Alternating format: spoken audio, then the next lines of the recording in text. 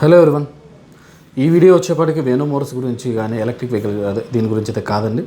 జనరల్గా కొత్తగా బిజినెస్ పెట్టే వాళ్ళు ఏం చేస్తే బాగుంటుంది అని నాకున్న అంత ఇంత ఎక్స్పీరియన్స్లో మీతో షేర్ చేసుకుందాం.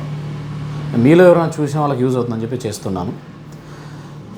మనం మామూలుగా ఏంటంటే జాబ్ చేసేటప్పుడు మనం ఏదో ఒక బిజినెస్ స్టార్ట్ చేయాలా, మనం ఒకరి కింద వర్క్ చేసేది ఏంటి అని చెప్పేసి ప్రతిరోజు మనం చాలా ఆలోచన చేస్తాం. అంటే ఏదో ఒకటి చేయాలా. సరే, ఏదో ఒకటి చేసే విషయంలో కొంతమంది అందరూ అయితే కాదు కానీ కొంతమంది ఆ బిజినెస్ ఏదో ఒకటి స్టార్ట్ చేద్దామని దాని మీదే ఉంటారు. అది ఏం చేస్తా అన్నారు, అది ఫెయిల్యూర్స్ ఏమిటి, ఫస్ట్ దాంట్లో ఉన్న సక్సెస్ని మాత్రమే చూస్తూ ఉంటారు. ఇప్పుడు ఎగ్జాంపుల్ మా ఊర్లో తీసుకుంటే ఒక 6-7 షోరూమ్లు వచ్చి వెళ్ళిపోయాయి. నేను ఒక్కరే నిలబడ్డాను. నా వెహికల్స్ మాత్రం చాలా కనిపిస్తాయి. ప్రతి ఒక్కరు ఏంది, అబ్బా వేణు మోటార్స్ వెహికల్స్ చాలా అమ్ముతున్నారు, మనం ఓపెన్ చేస్తే ఎందుకు సేల్ కావు, మనం చేద్దాం, అతనే నమ్ముతుంటే మనమే నమ్మాలా, మనకు చాలా సర్కిల్ ఉంది, మనకు చాలా బ్యాక్గ్రౌండ్ ఉంది అనుకుని ఓపెన్ చేస్తారు. కొద్ది రోజులకు మనకి క్లోజ్ చేస్తారు. ఇక్కడ మనం ఆలోచన చేయాల్సింది ఏంటంటే, సక్సెస్ కన్నా ఫెయిల్యూర్ ఎవరైనా కూడా, ఒక హోటలో లేకపోతే బట్టల షాపో ఇంకోటో ఏదైనా కానీ ఏది ఫీల్డ్లోకి రానివ్వండి, మీరు స్టార్ట్ చేసేటప్పుడు సో అంటే మన సర్కిల్లోనో మనకు తెలిసిన వాళ్ళు లేకపోతే ఆ ఏరియాలోనో పెట్టి తీసేసిన వాళ్ళు ఉంటే, మీకు ఒకవేళ టైం ఉంటే వాళ్ళు ఏమైనా కలవండి, లేదంటే ఎందుకు తీసేశారని మీరు ఎంక్వైరీ చేయండి. వాళ్ళకున్న మైనస్లు చెప్తారు. మనకు పాజిటివ్ ఎప్పుడు ఎవరు చెప్పినా చెప్పకపోయినా ఆటోమేటిక్గా వచ్చేస్తూ ఉంటాయి పాజిటివ్. నెగిటివ్ ఫస్ట్ ఎంక్వైరీ చేయండి. ఎందుకు తీసేసినాడు ఆయన? ఎవరైనా అండి, వాళ్ళ ప్లేస్లో మనమున్నా, మీరున్నా, ఆయనున్నా, ఎవరున్నా కూడా ₹1 తక్కువకి అమ్మాలా, ఎక్కువ రోజులు నిలబడాలనే కాన్సెప్ట్తోనే వస్తారు. ఎవరు కూడా డే 1 మంచి ప్రాఫిట్స్తో తీసుకోవాలి, నేను డే 1 చాలా రేట్లకు అమ్మాలనే కాన్సెప్ట్లో ఎవరూ రారు. పోను పరిస్థితుల వలన అట్లా క్రియేట్ చేస్తాయి. అట్లా ఫస్ట్ మీరు ఏదైనా ఫీల్డ్లోకి వస్తున్నప్పుడు దాంట్లో మైనస్లు ఎంక్వైరీ చేసుకుంటారు. దీని తర్వాత లొకేషన్ అండ్ నేమ్, ఈ రెండు కూడా. ఇప్పుడు మీరు ఒక బట్టల షాప్ ఓపెన్ చేశారనుకుందాం, పూర్తిగా ఊరు బయటకు వచ్చి ఓపెన్ చేస్తున్నారన్నప్పుడు, అంటే రెంట్ తక్కువ ఉండాలి. ఎవరు కూడా ఊర్లోనే ఓపెన్ చేయాలనుకుంటాం, ఊరు బయట ఎవరు చేయాలనుకోరు. ఎందుకు బయటకు వస్తారు, చిన్న రూమ్లో కానీ ఇంకోటి ఎందుకు ఓపెన్ చేస్తారు అంటే, రెంట్ తక్కువ ఉండాలి. ఆ రెంట్ నెక్స్ట్ మిగతా వాటిలోకి వస్తే నేమ్. ఇప్పుడు అంతెందుకు, ఎగ్జాంపుల్ నన్ను తీసుకోండి. నేను వేణు మోటార్స్ తర్వాత ధర్మవరం అనేది కాకుండా ఈ రెండు నేను వదిలేసి మెట్రో సిటీలో మంచి, అంటే ఇది ఒక పేరు ఏదైనా కొంచెం డిఫరెంట్ పేరుతో ఓపెన్ చేసి ఉంటే, నాకు ఇన్ని రోజులు పట్టింది సక్సెస్ అవ్వడానికి. ఎంతో ఇబ్బంది పడ్డాను.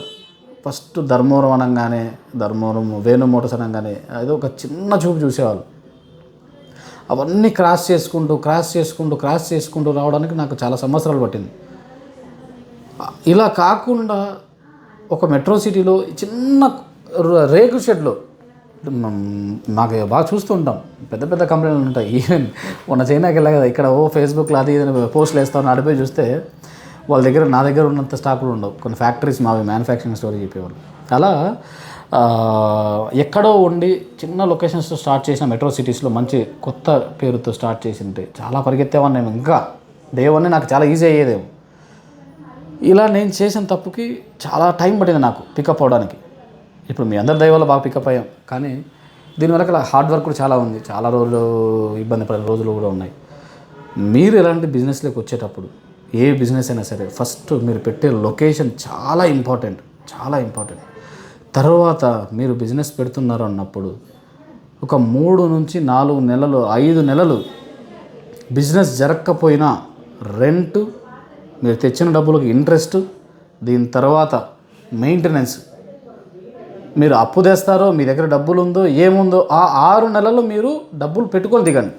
ఇప్పుడు ఎగ్జాంపుల్ బట్టల షాప్ ఓపెన్ చేశారు, లేకపోతే ఏదైనా ఓపెన్ చేశారు, దానికి ఒక 15,000 20,000 రెంట్ 6 నెలలకి, అంటే ఎంత అవుతుందో అది పక్కన పెట్టుకొని స్టార్ట్ చేయండి. అంటే ఏమనిపిస్తుంది అంటే, అప్పుడు ఇది రాలేదు నాకు ఈ 6 నెలలు నాకు ప్రాఫిటే లేదనుకొని చేయండి. చేసినప్పుడు మీకు వచ్చింది ఎక్స్ట్రా మార్జిన్ అనుకోండి. ఇది మీరు ఎప్పుడైతే మెంటల్గా ఫిక్స్ అవుతారో అప్పుడే మీరు మంచి సక్సెస్ అవుతారు.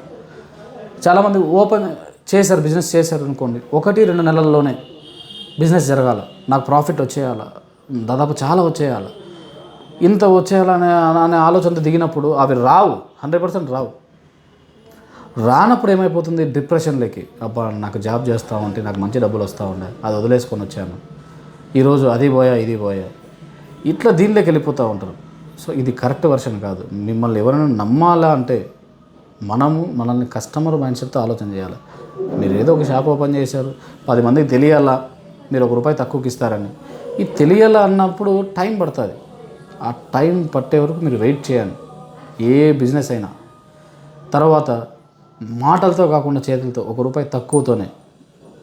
నెక్స్ట్ మీరు ఏ వృత్తిలోనా ఉండండి, మీరు ఇచ్చే దాంట్లో ప్రైస్ తక్కువ ఉండాలి, కానీ క్వాలిటీలో కానీ మీరు ఇచ్చే ఇచ్చే రిసీవింగ్లో కానీ ఎక్కడ కూడా మీరు కాంప్రమైజ్ కాకూడదు.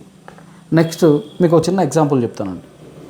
నేను ఒక చిన్న షాప్కి వెళ్ళాను మా ఊర్లోనే. అంటే అది అర్జెంట్ వేరే సిటీకి వెళ్ళాలా, టీషర్ట్స్ ఎక్కువ కావాలా, మనకి టైం లేదు, వెళ్ళాను. చిన్న సందులోకి వెళ్ళాను. నేనైతే పెద్ద మాల్స్కి వెళ్ళేది చాలా తక్కువే, చిన్న దాంట్లో తీసుకుంటుంటాను. వెళ్ళి ఒక టీషర్ట్ కావాలా. అతని బిహేవియర్ ఎట్లుందంటే ఒకటి చూయించి ఇంక ఇది ఇంతే అంటే, ఆయన ప్రైస్ చెప్పడానికి కూడా మ్యాక్సిమం నేను ఎవరిని అంత ఇబ్బంది పెట్టాను. అంటే అతని వర్షంలో నేను షాప్ ఓనర్ని, అంటే ఆయన నాకు తెలిసి, అంటే నేను అతని గురించిగా చెప్తున్నది. ఎవరైనా కూడా మనం ఏదైనా బిజినెస్లోకి వచ్చాము అంటే ఫస్ట్ ఏమున్నా మన ఈగోలు ఇవన్నీ ఏమున్నా మనం పక్కన పెట్టాలి. కస్టమర్ వచ్చిన వాడిని మాట్లాడాలి ఫస్ట్. అతను ఎగ్జాంపుల్ చెప్తాను. నేను చాలా ఒక పెద్ద షాప్కు నేను ఓనర్ని. నేనేంది ఇవన్నీ ఎక్స్ప్లెయిన్ చేసేది, అంటే ఇది చూపించాను, తీసుకొని లేకపోతే లేదు అనే స్టేజ్లో. ఇలాంటిది ఓకే, అప్పుడు నచ్చితే తీసుకుంటారు, లేకపోతే లేదు. కానీ నెక్స్ట్ వెళ్తారా? వెళ్ళరు. నెక్స్ట్ 100% వెళ్ళరు. ఎందుకంటే మీరు నీట్గా మాట్లాడి మనం బాగా అన్నీ వాళ్ళకి ఎక్స్ప్లెయిన్ చేస్తూ నాకు ఇలా ఉంది అని చెప్పుకుంటూ ఏదో ₹1 తీసుకొని పోతూ ఉంటుంది. అంతేగాని మనిషిని హర్ట్ చేసినామా మన దగ్గర రాదు. సో ఇలాంటివి చాలా ఉంటాయి. మన బిజినెస్లో దిగేక ముందు మనం ఫస్ట్ ఆ బిజినెస్ సూట్ అవుతామా అవ్వమా. మనకి ఇవోలు ఉన్నాయి, అవి ఉన్నాయి అంటే 100% మనం తొందరగా క్లిక్ అవ్వలేము. సో అవన్నీ పక్కన పెట్టండి. ఎప్పుడన్నా కూడా ఏ దాంట్లోకి వచ్చినా, ఈవెన్ ఒక్కొక్కసారి మా స్టాఫ్ ఎవరైనా లేరు అంటే షోరూంలో కస్టమర్ వస్తే నేను లేచి మాట్లాడడానికి నాకు ఎటువంటి మొహమాటం లేదు. ఎందుకంటే మన పనే ఇది. ఎప్పుడైతే మనము మనలో ఒక తెలియని ఈగో అనేది వస్తుందో ఆటోమేటిక్గా అక్కడే కొలాప్స్ అయిపోతాం. ఇది నేను ఎందుకు చేస్తున్నానంటే చాలామంది బిజినెస్లోకి రావాలనుకునే వాళ్ళు ఉంటారు కదా, వాళ్ళందరికీ ఇలాంటి కొన్ని తెలుసుకుంటారేమో అనే ఉద్దేశం. నాకున్న ఎక్స్పీరియన్స్తో నేను ఏదో చెప్పాను. ఏ బిజినెస్లోకి వచ్చినా కూడా ఎవరు అంటే ఫెయిల్యూర్ అనేది అవ్వకూడదనే ఉద్దేశంతో చెప్పాను అంతే. అంతమించి వేరే ఇంకేం లేదు. మీరు ఏ బిజినెస్లోకి వచ్చినా ప్రతి ఒక్కరూ కాంపిటీటర్లు ఉండే ఉంటారు. ఆ కాంపిటీటర్ల నుంచి మీ మీద మంచి ఒపీనియన్ రావాలంటే టైం పడుతుంది. వెయిట్ చేస్తూ మంచి ప్రైజ్ ఇస్తూ ఓపెన్ చేసిన కొద్ది రోజులు మనం ఏదైనా కానీ ఒక క్లాత్ షాప్ ఉంది, లేకపోతే టీ స్టాల్ ఉంది, లేదా ఫుడ్ ఏదైనా ఉంది, ఫస్ట్ మంత్ మాత్రం ఆఫర్ పెట్టి సెకండ్ మంత్ మళ్ళీ ఇంక్రీజ్ చేశారనుకోండి, బిజినెస్ జరగదు. సో మనం వెయిట్ చేయాలి, మార్కెట్లో ఉండాలి, అన్ని ఆటుపోటు అన్నీ పడాలి. అవన్నీ తీసుకున్న తర్వాతే మనం క్లిక్ అవుతాం. ఏ బిజినెస్లోకి వచ్చినా మీరు నా సజెషన్ లాగా అంటే ఒక సజెషన్ ఇచ్చానంతే. మీరు వెయిట్ చేసి అన్ని విధాలు చేస్తూ ఉంటే ఓపిక ఉంటే మనం క్లిక్ అవుతాం. లేదు డబ్బులు ఉన్నాయి, ఇది అయితే పోతే పోని అనుకునే వాళ్ళకి అవసరం లేదు. ఇవన్నీ హ్యాపీగా స్టార్ట్ చేసిపోతూ ఉండొచ్చు. ఏదైనా చేయండి, చాలా జాగ్రత్తగా చేయండి. నేను చూసింది ఏంటంటే మిగతా వాళ్ళతో కంపేర్ చేస్తే మనం చాలా వెనుకబడి ఉన్నాం. అందరూ కూడా మనం ముందరికి పోవాలనే ఉద్దేశంతో చేస్తున్నాను ఈ వీడియో. అంతకుమించి ఇంకెటువంటి ఇది లేదు. Thank you so much.